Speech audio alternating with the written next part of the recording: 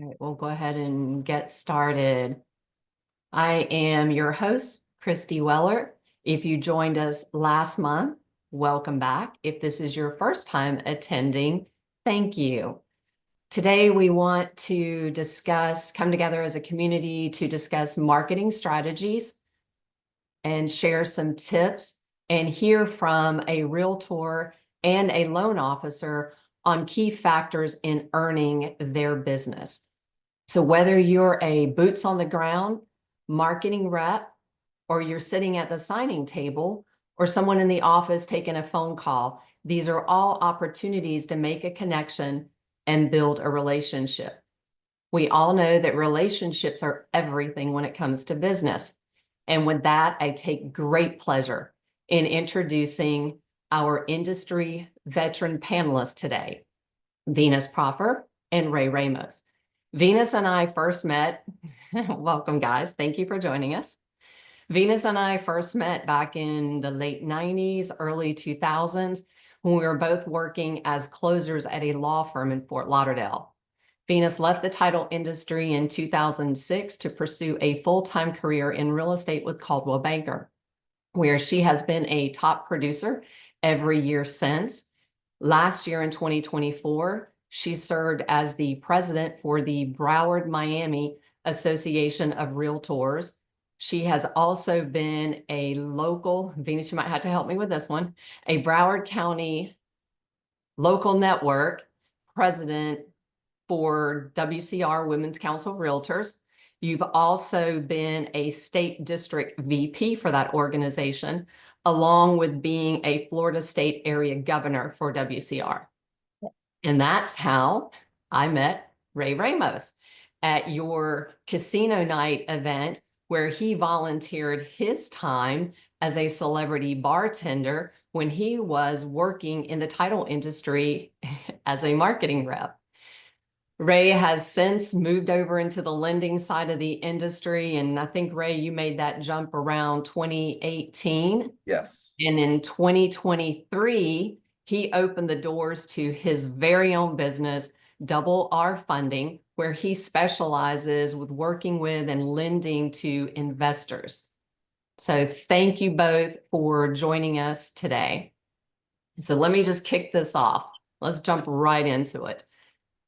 So Venus, in all of your years working so you know the background, you know what it takes to put together a title file for closing, and now being on the real estate side, how did you select the title companies and or law firms that you've worked with over the years?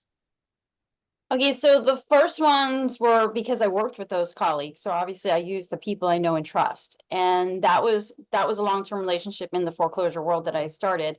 And then as it evolved, I started using people that I had met through like the Women's Council that were sponsors or lots of the events. And over time, I realized, they would be a good asset to add on because usually you don't use just one. And now currently, I had a company that had closed, so now I use a law firm on the east side of town and on the west side of town to make convenience for my customers. So that's really the number one way I've picked them over the years. And they know how I crazy work. They know my communication skills. So that is one of the things that I look for. Thank you, Venus. And Ray, I'm going to have to ask you to kind of go back just a little bit, because I know with working with your investors, a lot of them, they may already be affiliated or have an attorney that they work with on an ongoing basis. But when you were as a loan officer handling refis, where you got to select the title companies handling your closings, how did you come about making those selections? Hi, Christy. Thank you so much for having me this morning. Very good question. We are all in a relationship business, a relationship-based business. And, over time being in this industry, you kind of, gravitate to certain people. And when you do, you give them a try. And if they have, if their communication levels are where they need to be, They have their systems and processes. I always use that to kind of gauge who I associated myself with, because you are, any companies you do refer are a branch of what you do. So communication, them being available, and it's all a feeling. You have to go, got to go through the motions. And once you do find one or two companies, sometimes three, because a lot of times what I do is I rotate three companies, but I always have a go-to, only because I not only have a business relationship, but I have a personal relationship with them. So relationships are big in the business, and as you already know. Absolutely. That's why we're all here together. Again, just chance meetings, and we have become, since I think the day that the both of us met, have built those relationships. And I will call Ray even to this day, and if I hear of someone that's looking for hard money or a lending situation, that run the scenario by him and let him give me recommendations, and I can pass a referral along. And the same with Venus. Venus and I love to jump on calls and discuss title resolution. I think that's one of our most fun things to do when she runs into something that a problem has come up. So again, it goes back to also being a resource for your customers, as far as, staying up on industry, things that are going on in the industry. It's ever evolving and changing. So also, Venus, what are like the top three things or couple things that you can pass along to the audience, recommendations, things that set the folks that you do steer your business to, what sets them apart? What are some of the things that they do, they go above and beyond? So that's actually key. Above and beyond is exactly what I look for, because I'm not your typical realtor. I'm very involved. Like, I don't even give the title company the contact information until the very end, because I don't want them bothering my customer. I don't want them to be lost. So I try to provide as much info in the beginning as possible. And being organized is huge. Like, I learned that in the title company industry. I wish I was as organized as I used to be back then, but that's a big deal. Being organized, knowing that I know what you know, so don't tell me stupid stuff, right? So make sure you understand, exactly where we are in the file, or if there's something I can do, I do it. Like, if I have to go walk to an association and hand deliver a notice of commencement to be signed off on and notarized, I'll even notarize it, but you as a title company have to tell me, what can I do to get it resolved? I literally just jumped through hoops yesterday on a deal, and it was supposed to close on Friday. Did everything that title company wanted. I had the seller, and they still weren't happy. So we closed a day late. So, I think, I'm like, that I'll never use that company. And another friend I mentioned that company, like, oh, they're horrible. So it's like, it's really relations too, because other people even knew they were horrible. So yeah, a lot of it is organization. As I mentioned before, do they know my crazy? Can they deal with my crazy? Do they know I am on top of things? I want everything to be perfectionist. Tell me what I need to do to help you. So Correct. that's some of the things. And I would say you are very on board with the tell me how I can help you, let me help you. Real quick, I know that Jason, someone had asked a question about, and Ray, I will let you and Venus, you can both field this question, is if someone already has, like, you have long-term relationships in place, and Ray, so do you, what is a way that someone could approach you or have a possibility, earn the potential for your business? And like we discussed, I mean, you were working with a law firm that, we do know that things happen and businesses close down or people retire and the businesses close. And then you are looking for other partnerships in the title industry. So either one of you or both of you, and Ray, and you can speak to this from your experience as a title marketing rep. What are some of the things that you did that worked for you to be able to approach them and earn their business? Well, okay, Very I'll good get real quick. question. Huh? I'll answer real quick, because I am very hard to get. Ray knows that. I'm very good business out of it. Man, that poor guy. I mean, I think I owe him a couple drinks. But as far as like getting the business, and one of the biggest things is how accessible are you? I have the attorney's phone numbers and cell numbers, and I call them, and I text them. That's the actual higher level of service that I get. That you can't expect everyone to do that, but that's one of the That's biggest what's things. earned your business. Yeah. Yeah. Yeah. All right, Ray, let's put on that title marketing rep hat. Talk to I us. tell you what, Christy, Venus was a hard nut to crack, but I got to her. But anyhow, I really think the sincere approach is best suited for this because, as we all know, the title company is the referee of every real estate transaction. They're the middle person. They get information from the buyer side, the seller side.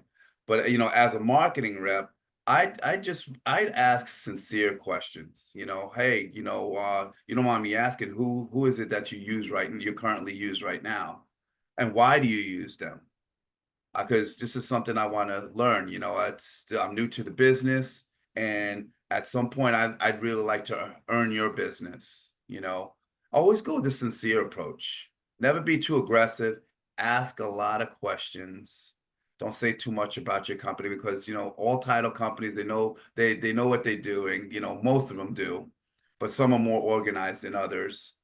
It's just taking a sincere approach, and not just that, just have a list of touches, meaning if you have 20 title company, if you have 20 agents that you really want to engage in, make sure you contact each and every one of them. And then, ask them easy questions, hey, where'd you go to college? Or, listen, did you watch a baseball game last week? What did you think about this? Just easy conversation. And you kind of have to feel people out. You really do. Once you do, you take those notes. Your most important tool in the business is a CRM. You put their name, all their information, list of their hobbies, do your research on them because it takes a little legwork, but things do happen in this business. Things slip through the cracks, and you want to let them know. Listen, if something does happen, I want to be right there to pick up the pieces. Let me know how can I help you, and just that's a sincere approach, and I think that's best fit, especially being in the title business for a few years. And Ray, I was going to say, I know the question came down to this is someone that they've known for years and they're friends with them, but they've never given them the opportunity to close a transaction for them. Okay. Any advice there? Yeah, absolutely. How can I help? Absolutely. How can I Be help? a resource. That's it, and not just and people notice things or agents sometimes, the busier agents, instead of sending, if they have 5 files going, they'll send 4 to their go-to, and then they'll give you a crumb. But let me tell you, make sure when you do get that opportunity, you shine. Knock it out of the park. You have to. It's a must. Okay. And then what are some of the recommendations on where to, because realtors and loan officers, you're not going to find them sitting at a desk these days, typically in an office. A lot of folks work from home. And correct me if I'm wrong, Venus, if a realtor is sitting in an office, they're not busy for the most part. I know you guys are always out on the streets. So what are some recommendations, events that either they would be attending or that a title company or law firm could host to then bring prospects to their office? So I would definitely start out with something like that Ray came to, the casino night. That was a women's council event that I put on, but I also made sure it was like one lender, one title, one inspector. I just did one in October, 10 years later. But that's something where you're gonna have a whole room of 100 agents or more, and that's what we had. And I think that's more bang for your buck. Certainly, I think even you could go to the open houses to actually not go to them, but to sponsor them. That helps. But I haven't had any luck for my lenders to do that. Ray can speak on that better. And I think even just down to social media, share my new listing. Just share it, try to help that get out that way. Like, oh, wow, Joe Schmo shared oh, that was nice of him. And he shared my next one or my third one. And maybe it's getting traction. Maybe he has people comment. Maybe he has a lot more followers than I do. Most likely he does, so maybe something's little, but I say join if you want to get bigger, right?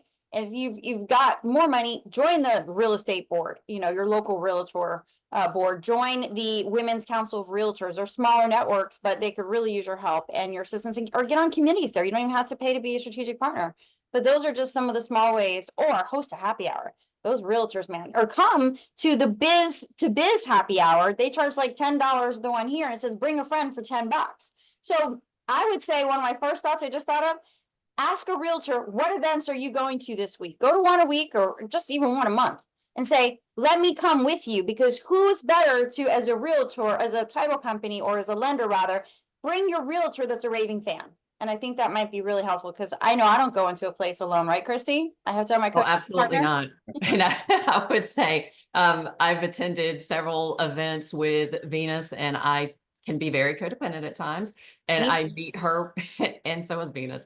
Meet her, unlike Ray, who's just lights up a room when he walks in, is not afraid to talk to anyone. But yes, going to those events, and like you said, the Rotary Club, we had talked about. I know, is that the board that sponsors, or is that WCR that sponsors the beach cleanup? Actually, the beach cleanup was the Broward Miami, that was our board. My board, Okay, and we did it in conjunction with the city, so it was a much bigger beach clean, and we did yoga with it too. So okay. we did have a title company there. We had an attorney there, and he I came was, last year and he sponsored some of the, the goodies, but you don't have to always sponsor. Just being there, getting to know the people you're around, and more right. communication, consistency, I think helps. And I know that Ray and I had touched on also the, just do your homework on your prospect. Like you said, I mean, we don't want you to stalk them to the point that you have a restraining order filed against you. However, follow them on social media. And like Venus said, share their listings. If Ray is a prospect, then if he makes a post on LinkedIn, reshare it. If they're sharing information that is, I mean, this world, it's ever changing on the lending side, and we'll touch more on that with the new contract with the NAR settlement. We'll get into some of the CFPB things, but again, if those are questions that you guys want to interact with and ask our panelists about, please feel free to do that. But I know that, like, offering training, like if you want to have folks come to you instead of you out there constantly running around trying to find them, then host a training. There are some, I guess, realtors that do not have access, or loan officers that may not have access to what are the basics of title commitment 101, kind of walk them through, let them know what a file looks like from your side. And then again, that is allowing them to help you, and you're helping them have a better understanding of the process. You can also check out, hey, reach out to a broker. Do you have any new agents that have come on board that may need some training? We offer this once a month, and they can come in and we'll walk through a title commitment with them. But with that, anything else, Ray, as far Sure, as some of the events you absolutely. attended? Absolutely. I'll tell you what, one thing that's really, really important, especially getting into the business, being new, being green. Um, One of the most important things that we all have is a phone. And in this phone is a bunch of contacts. And within those bunch of contacts, does everybody know what you do? That's the question. Every one of your contacts knows a real estate agent. Hey, hey Bob, listen, I'm into this. I just started working with ABC Title, and do you know of any realtors? What agent helped you buy your house? How is this agent? It would be great if you can kind of make a quick little intro. So now you get a warm intro, with a real estate agent. You got to utilize all your contacts. Everyone has to know what you're doing. And being in the business, And what I didn't mention earlier is, you know, value, value. How, what you can do to let someone know, you know, how valuable you can be, you know, and or if you don't know, ask, hey, what's with the present title company you're using right now? What do you value in them? You know, why do you use them currently right now? You know, and you just ask questions. It's so important. And one thing I used to do was every Saturday and every Wednesday, I'd go out to open houses and brokers opens. I just show my face, introduce myself, and I said to myself, my purpose is to, you know, meet the agent hosting the open house or brokers open, and then, you know, say, hey, listen, if you need any help, you know, at some point, you know, with this, I love to help to, you know, contribute to, you know, what this can be. Is it okay if I do a Facebook Live and show your house around and, you know, maybe ask you a few questions? You know, just come up with different ideas. You know, the squeaky wheel, people kind of tend to it.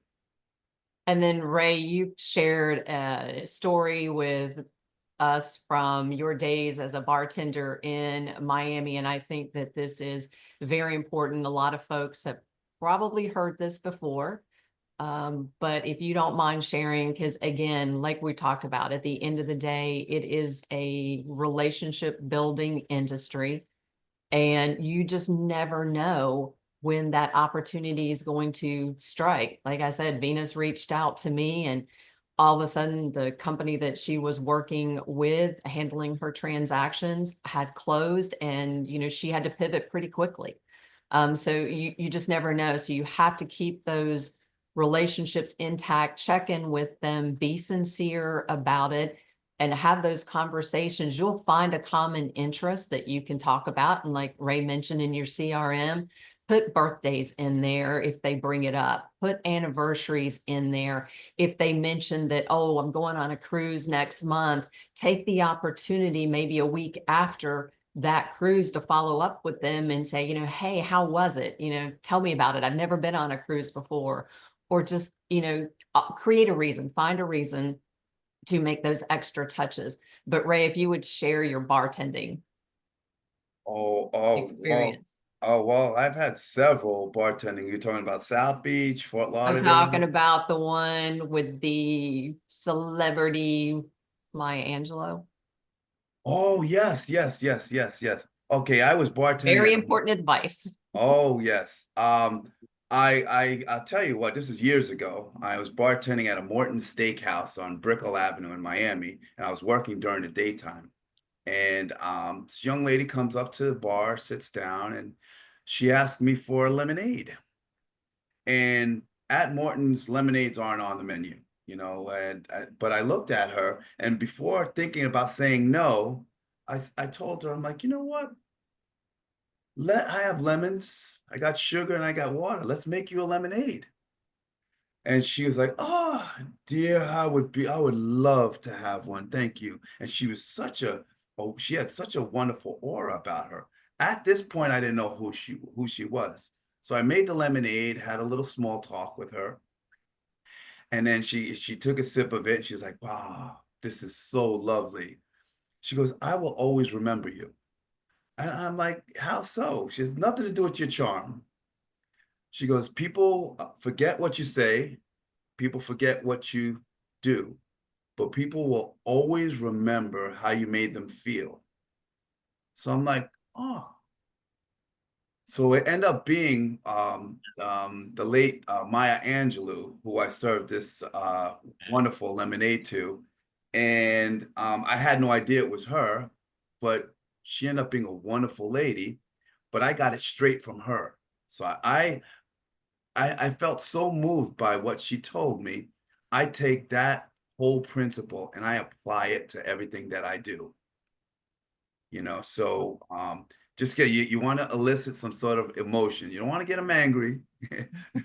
People remember the angry times as well, but you just want to make them, you know, I know that the companies I deal with, they make me feel important. They make me feel special. And when that happens, it's like, you know, it's a no-brainer. So if you can kind of use that principle of, elicit, making someone feel good. And you'll do your research on the person, what I always do, one of the things I always do is I'll go to Starbucks, get a coffee, but I'll get a $5, gift card, and then I'll just reach back and give it to the person behind me. And I'm like, here you go. Enjoy, because it's $5 is $5. You don't have to do it all the time. But that person like, whoa, really? Thank you so much. I can't accept this, I'm sure. And that could be an opportunity to speak to someone, Right. and And like you you just never said, know. they may not be a realtor, but you can parlay that into, do you live around here? And, did you buy your home? There's so many ways to interact with the people that you encounter every day, because pretty much, like you said, all of us have a phone, and I guarantee you probably have at least 5 people that 5 contacts that are realtors. And did I pronounce that right, Venus? Venus Realtors. loves to get on me because I am born and raised in the country. In 2023, moved back to my roots in Nashville, Tennessee. So I have a tendency to say realtor is the way. And Venus always corrects me on, do you say doctorator? I'm like, no, I don't. So anyway, with that being corrected, Venus, any other suggestions or advice that you have for building those relationships? And again, we all know that you are extremely loyal, which thank you for that in the years in the industry.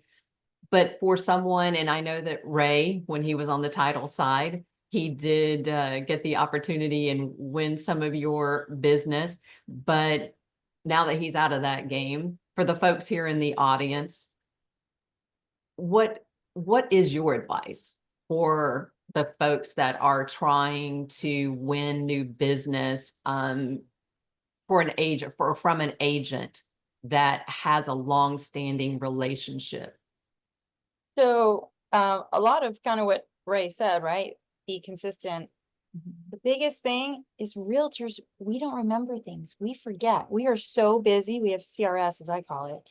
So follow up, because follow up is the #1 thing that a realtor needs to do. And a lot of them aren't that great at it. Well, a lot of agents aren't great at a lot of things. But follow up is our #1 biggest, hardest objection for realtors to get a hold of. So follow up, even if it's just monthly. I still get emails from 2 lenders. They weren't lenders I chose, but my buyers chose them. And every once in a while, I'll open it. They usually have the same subject. I don't know, it might be a part of the same, follow-up system, cold calling system, whatever it is. But I get their things, and sometimes it has a tricky little line. I'm like, okay, what is today's interest rate? What is going on? I know better. I know that it's not when the Fed, changes and lowers the rate. Oh, we're getting lower interest. No, I know it's treasury bonds. I get that. But there could be some really interesting little articles. Just follow up once a month, even if it's something here and there, but be present, be at those events. The more I see you and like you, the more likely I'm going to be able to use you when something like this just happened to me, right? Or I have a property, of the whole county north far, and sellers choose title, and I needed somebody kind of local up there too. So I started calling my contacts, who's up in this area, you know what I mean? So I can at least try them, or use them. And great, I used that person for 2 deals back to back that I just happened to be in that same area at the same time last year, a couple months ago. So And I would say, I know think that that's you guys, you guys talk to each other, and you may not be in a position where you're going to give someone new an opportunity. However, you may have heard, I'm just going to use my mom's name for the sake of it. Colleen in my office is looking for a title company. And this may be an opportunity, again, that Venus may not give you the referral to close one of her files, but she can definitely recommend you, because again, if you're present at their events, if there are things that you offer. And I don't know, I know one of the things that I've done in the past when I was working marketing title side as a chance to somewhat of a cold contact is offer a net sheet. if I see that Venus post a new listing, because I'm following her on social media, I can look and find my sales price and I can send over, congratulations on your new listing. Attached, you will find a seller net sheet to, share with your sellers. If you have any questions or if I may be of assistance, anything like that. Again, take any and every opportunity that you have, the resources available to you to be able to connect with your loan officers or your realtors. And with that, Venus, I wanted to touch base real quick, and then Ray, I'm going to ask you about the CFPB, but with the NAR settlement. And I've heard this from a lot of the title companies that now it's difficult to know what the commission structure is. And as let's see, let me put on your listing agent side. So you are on the selling side of the transaction, on the seller side of the transaction. So when you present that contract to a title company, or I guess even on the buyer's side in Broward County and Miami, if you present the contract to the title company, does it come with a form that tells you what the breakdown is? And if not, should a title company reach out to you directly to obtain that information? That's it. That's a yes and a no answer. Okay. So yeah, so now it's so hard to do real estate. You actually have to pick up the phone and call the listing agent before you show a property, so that you can then inform your buyer, hey, I'm getting X bananas and but I'm charging you Y, so you're gonna have to make up the difference because my form that you already signed says I'm getting Y. Okay. So Right. first off, it's usually a verbal confirmation or just a text from the listing agent before you show, so you can inform your buyer better, right? Not all agents know what they're doing. Not all agents do this. They might just wing it. Then when you send in your offer, you as a buyer's agent is supposed to send in that form, right? Or ask for that form to come back. Okay. The form comes from the listing agent saying, hey, I'm giving out X bananas, or my seller is giving out X bananas. Okay. And that is what we're providing. And that goes to them at the time of the contract. Okay. Because that buyer needs to know, am I paying Y out of my pocket, or is the seller actually giving most of that or all of that? Because the lender needs to know that too. And Okay. not disclosing that early could screw up a loan on one part. So Okay. yeah, so could a title company ask for it? Sure, they cannot. They normally, I know that's normal. I'm very organized. I have all contact information, all one sheet. Everyone knows who's who, what, how to get and I send in the beginning of the deal. But I don't have commissions on there. So then they'll start bugging me. They'll put me on their automated system, and every 3 days, hi, I'm the title company. We need to know what's your commission, what's the buyer's issue. But and then I'm like getting bombarded. Unfortunately, I don't have a transaction coordinator or an assistant like some companies, or even some title companies offer those too. That might be something they even want to try. Oh, But then, I was going to say that may be an value add at the title company. So let me just pause you for a second, because the whole NAR settlement, I've been out of the title closing side of it for a minute. So you're saying that the seller may be offering 2.5% or 2%, say but number. I'm sorry, you have to say X. I can't disclose numbers. They offer X amount. Thank you. no, they are. Okay. So that's what I'm trying to, so that us folks either out of the title industry or in the title industry, so that they have a better understanding of what their realtors are up against these days with this new ruling. So a buyer signs an agreement with you that they will pay X Correct. percentage or X dollars Before we show a property before you even show a property. throughout every state, yes. And then every property that you take them to see, that person has an agreement that they agree to pay X or maybe nothing at all. Correct. So then a buyer has to decide. Interesting. Okay. Yeah. It's And all that about all, I guess, then that understanding. all ties into the loan portion of the transaction, Ray, because now if the seller is not covering that percentage of the commission, the buyer has to come out of pocket with it, which is additional money that impacts their finances. So, okay, interesting. See, I even learned something new today. Thank you for that. It's been a while. And then Ray, let's parlay that into, what about the CFPB? I know with that going away, if it moves down to a state level, you're going to have regulations are going to be different in every state. Do you foresee on the horizon any lender or loan delays due to this?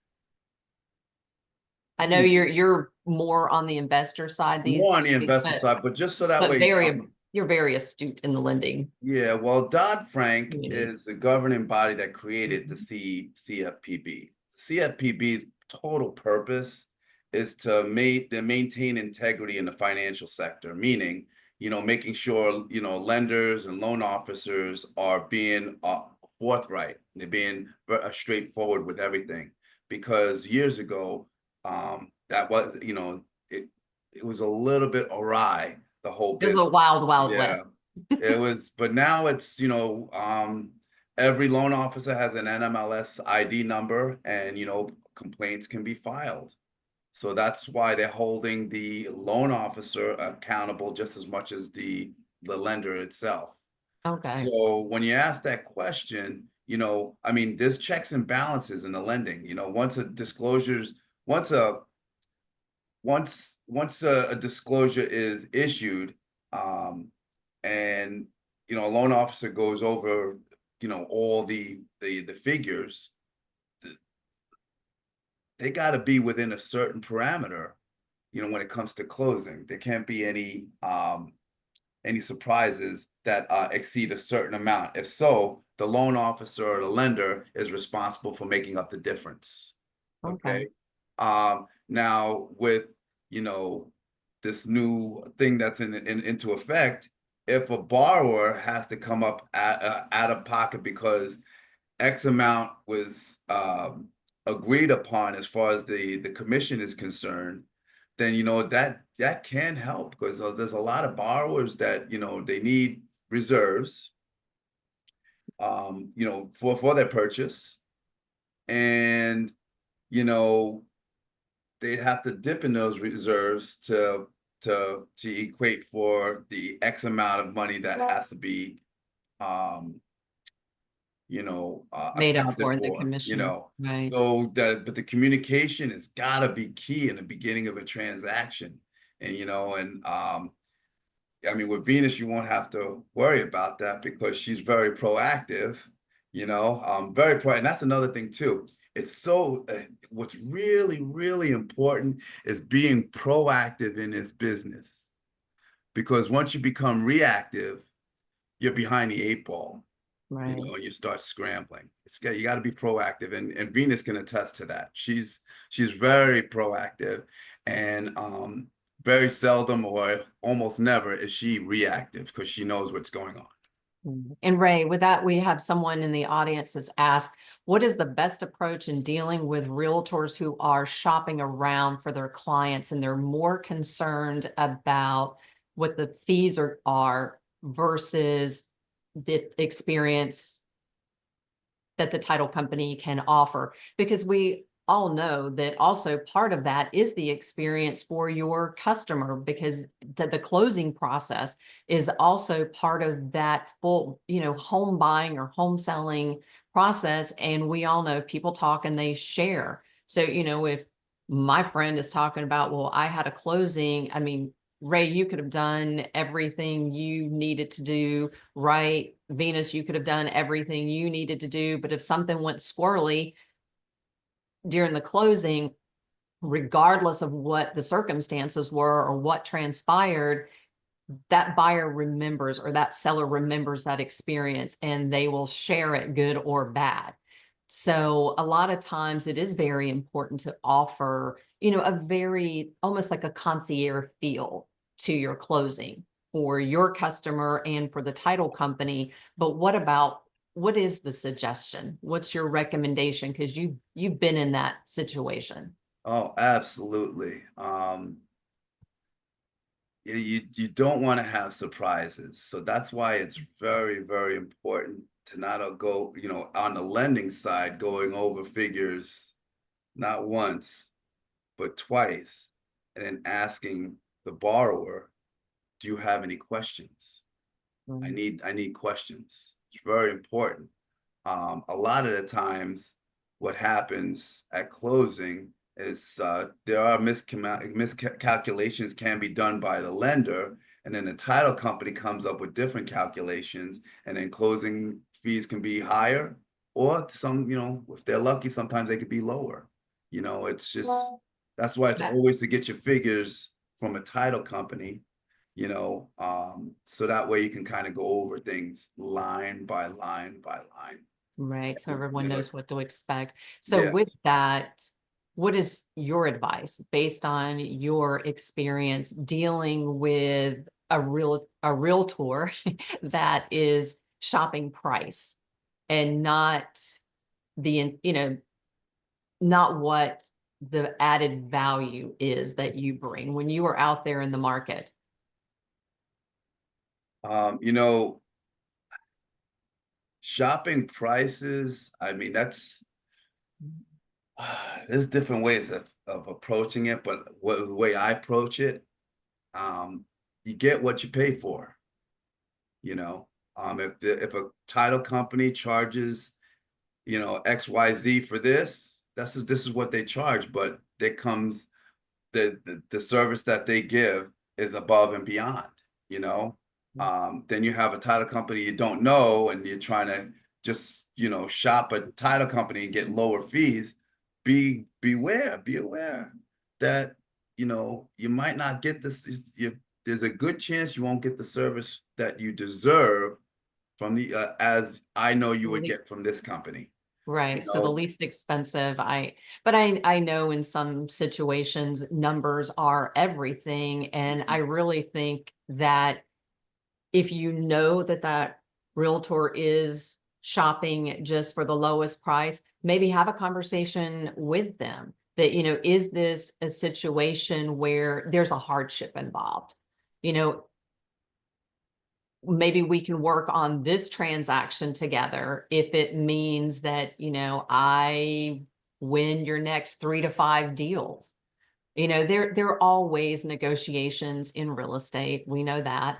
But I think that would kind of be my suggestion when it comes to dealing with someone who's, shopping a quote is, like you said, pick up the phone. It's a chance to call them. It's a chance to have a voice to voice, and it may not make a difference, but I guarantee you, you're probably going to be the only person that called them and asked, is this a one-off scenario? Maybe it's an estate situation, maybe it's a hardship because of an illness that you can kind of look, I can help you out on this transaction and we can get it closed for less, make the numbers work for everybody involved. But, I need your word that the next 3 to 5 transactions are going to come to me. And if they come through on their end, you've earned a client or a customer, you've built a relationship, you both trust each other, and just you're off to the races. It's a win-win for everybody. Anyone else have any questions? We've got about 15 minutes left. That open the floor up, or any advice that has kind of come to you, Venus or Ray, during our conversations that you want to share, words of wisdom? Oh, no, I was gonna finish on the commission thing. So like my company, it's a big company. And the office has to directly email the title company, the compensation. And they only tell you what the compensation is from me, the listing agent, and their wiring instructions. So it's not even something it's frustrating because that's how my company does it. So when you're asking for that in the beginning, just sometimes be patient and understand it might have to come from a third party. And they work in date order just like you do. So if it's in 40 days from now, they're probably not going to just hurry up and run and do this. Something could change. What if, there's a catastrophe and there's a blown out Right. AC and no one can pay for it. And then now we're taking, $200 off everybody. And so Just keep that in Right. mind. I'm not avoiding you. It's just, you know, I'm one person and you have a title company of 10 that might be working on. Maybe, maybe. Sometimes one guy goes to the next guy. That's another thing. We put one address on the contract, right? Your one Right. email address, which is where my company will only send it to, the one email address in the beginning. Right. And then it changes hands to 2 or 3 or 4 times. They're like, well, I didn't get it. I'm like, well, my company sent it. Then I'm yelling at my company, resend it, send it to this email. So just understand, yeah, it's great. Ask for those things in the beginning, but don't put us on one of your automated systems that's doing. Some people think it's great. For me, it's not, but find out how your realtor likes to communicate. You know, am I Right. like on the go with Details. customers? Text me Mhm. if that's an option, or, you know, just know I'm not letting you talk to my buyers because they're working 9 to 5. So you're gonna have to email me. It'll go through me because I can text my customer during the day. The Right. worst thing a realtor wants to be, well, a realtor like me that wants to be involved and is very hands-on, is to not understand or not be in the know. What do you mean my title company called you and said you're closing tomorrow? That's not what I was told. Title company and lender choose the title, the closing date. I know that. Most people don't, you know, and obviously we have to find the availability of the buyer and seller, but just find out, how do we want to communicate? That is huge, you know, but don't, you know, a lot of times it's email too, you know, everyone's keyboard warriors, but there's no tone in that. So Right. Ray Exactly. says, pick up the phone and That's talk what I to say. people, Yes. check Talk in with to, them, follow right. But up once a month. yes, follow up. And like you said, continue to do your outreaches. And then what are your thoughts on cold calling, Ray? Realtors. You've never had to call yourself, Dina, so You have to do it. you do. You You have do. to. It's scary. I will It say can't, initially, it's scary if you tell yourself it's scary. I know. That's why as I mentioned earlier, like going to open houses, brokers open, say, hey, I'm new to the area. I just want to ask you, who do you presently use now? What is it about them that you like? Mhm. What is something that if you were to use another company, what's important to you? What are things that you dislike? Ask questions. You gotta ask questions. You have to seem like you're interested, you know? Right. And I think you and I talked on or touched on, it really does, as a marketing rep, come down to a game of numbers. Yeah. You can track your, whether it's a mix of cold calls, emails, broker opens, events that they're going to be attending, and then how many touches or how many contacts, 10 touches. I was going to say, if it's 10 to get a yes, then it just becomes a game of numbers. And you Yes. may not be a 10 to 1, 10 touches yields you 1 every time. You may have to go through 20 to get to 2, 30 to get to 3. But once you know that, and they need to be quality touches, not just let my CRM send out, constant No. contact touches. Those are fine in like a monthly little newsletter that what's going on in the industry is a great way. But again, it's value. Give them some tips, some things that are on the horizon, some things that are new, or offer a class. But as far as cold calling, I know you say it's not scary, but initially, but I'd say jump off in the shallow end. Like, go, like you said, go to an open house, go to a small event and network with people, and then work your way up to where you've got a room of 100 folks. But then if you jump in the deep end with a room of 100, I promise you, you will meet someone. I recently walked into an event December, did not know anyone there, had never met them in person, and felt a little, overwhelmed, a little out of place at first. And I sat down, and it was a realtor out of Miami that was, like, welcome and engaged me, just gave her a friendly smile, asked her if anyone was sitting there. And we struck up a great conversation. And then guess what? Her contact information is in my phone now. I'm not in the title industry any longer. But again, like I said, most people that have at least 1 to 5, if not more, realtor contacts in their phone. So utilize them as a warm handoff, or maybe to do some due diligence to build a prospect list and then go farm that list. Listen, warm intros are always better. It is. Warm intros, just utilize, you know people, you know? You It know is people. it's a people business. And I would say someone asked, what are other strategies that attorneys and title companies can use to differentiate themselves in a competitive market with folks that have long-standing relationships? And again, I think that just comes back to, you have to build that relationship, be sincere about it. And again, just, be in a position to help them when the call comes, when Venus reaches out and says, the company I've been using is, they're closing their doors, someone's retiring. I need to find another settlement office to handle my transactions. Or, I've got someone up in Port St. Lucie.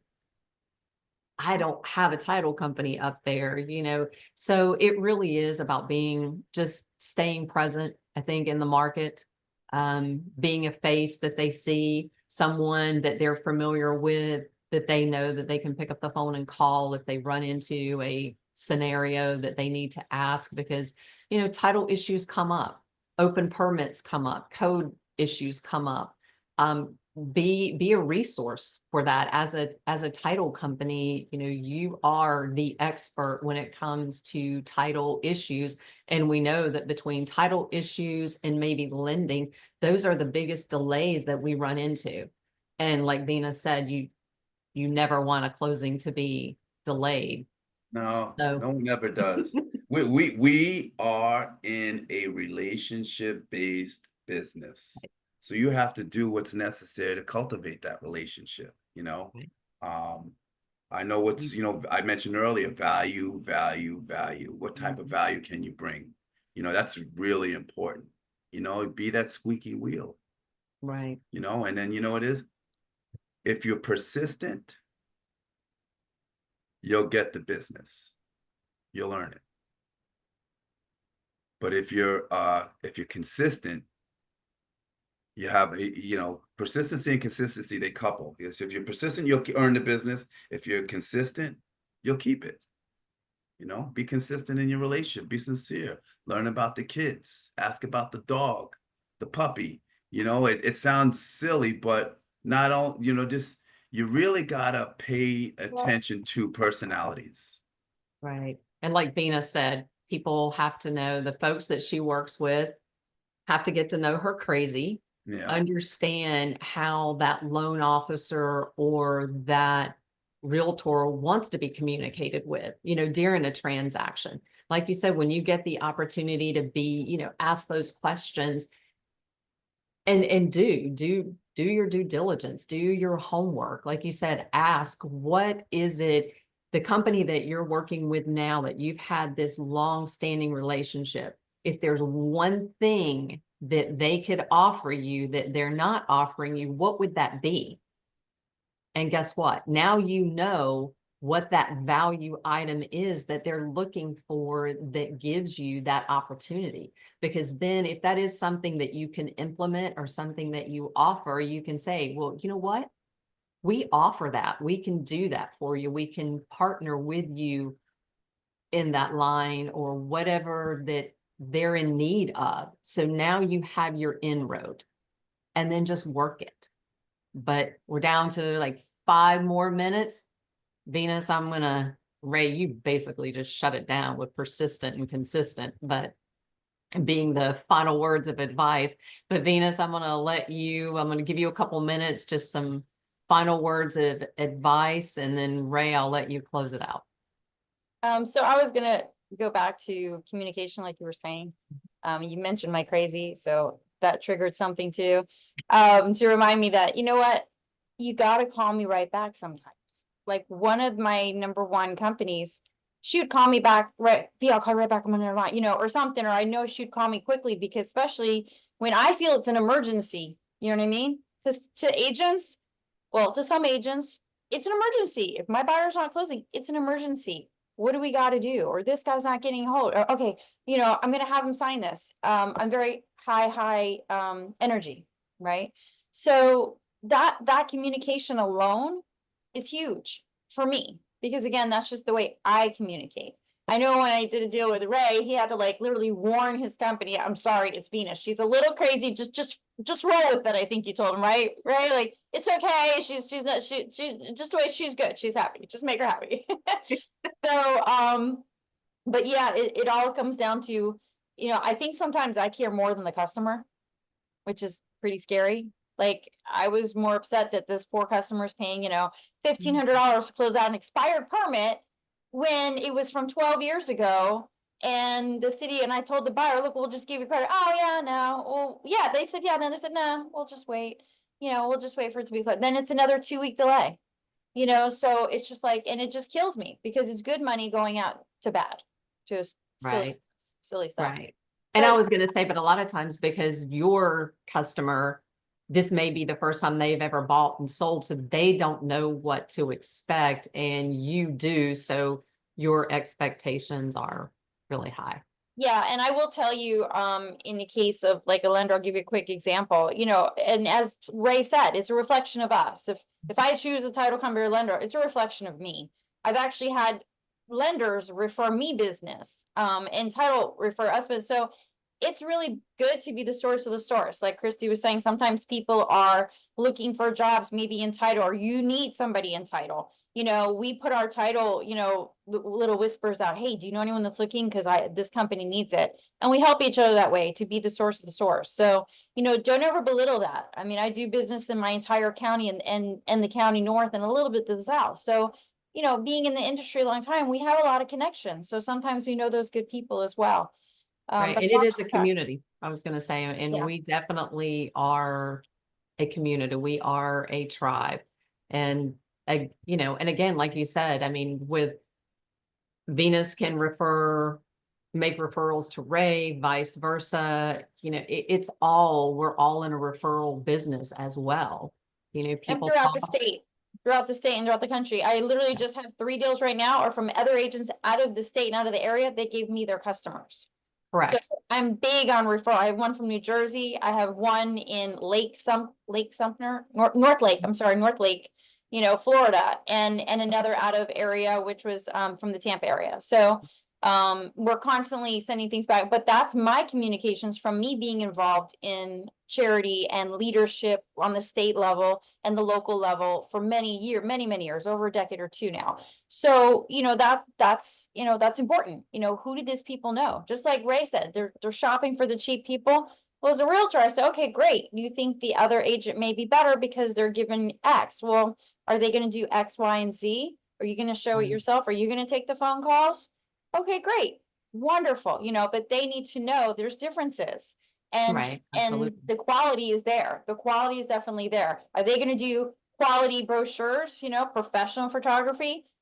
It's pretty scary what I see on the internet. I just put a $1.2 million listing in today, and the photos in that building, one of them's not even professional. Then the $300,000 oceanfront, yep, they both took them with their photos. I go, mine is gonna blow this away, my little 301. You know, I said, because the yeah, photography is just, that's what gets them in the door. So it's kind of it's sad. You see a big difference between agents, and same thing with title and lenders. If you're consistently there, if you communicate, if you get out there, and it doesn't always involve a lot of money.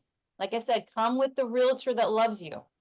right, Bring them. exactly, I know, even if people I don't use, when I've had friends of Christie's, her competition was in the room. True story, at a happy hour. All right. Her competition was in the room, like, oh, this guy, yeah, he's great. Well, I saw one of her customers, not reeling it. They'll rename name an attorney's office, right? I'm like, oh yeah, he's great. You know, if you're a good person, I want to recommend you. Okay. I have another title company out of Miami, good friends of mine. They're great friends. I can't say I use them because they're down out of an area that you know, but now they're into Broward. And I always would say, great people. She knows her stuff. She's worked for lots of companies, and, you know, she knows what she's doing. And same with Ray.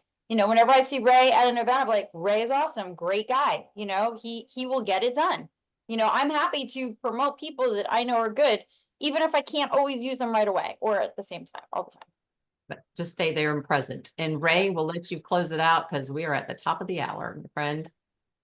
Let's see. I tell Parting you, words of advice or you yes. If you're not, actually, you know what? The way I've always worked is I work harder than anyone in the business. So I work as if somebody is behind me they're ready to take my business. So once you're persistent and you get the business, you know, it's stay consistent and you'll keep it because there's always somebody behind you waiting for something to fall off the back of the truck. And I'm not going to do that, you know. Communication, very, very important. If you're new to the business, you know, learn the business. you got to utilize people that you know Right. and ask Exactly. them questions. You know, do you know an agent? Do you know someone who's buying a house? Or maybe you can make an intro for a buyer to an agent. You know, that's always another good way too. You know, so. Absolutely. Well, I appreciate everyone in the audience today. Thank you very, very much for joining us. Ray, Venus, it's always a pleasure to Yes. see Thank you you for having us. guys and to collaborate. Oh, Yeah. stop it with the Nashville stuff now. We'll get you up here soon enough to Tennessee. Absolutely. Can't wait. Thank you guys. Have a wonderful, wonderful day. And we'll see you next month. We'll do it again. And be sure to reach out to me if you would with any suggestions on topics that you want to hear more about. We love collaborating with folks, and we'll make sure that we continue to bring you on the foremost what you're looking for as far as conversations and training. Thank you guys. Okay.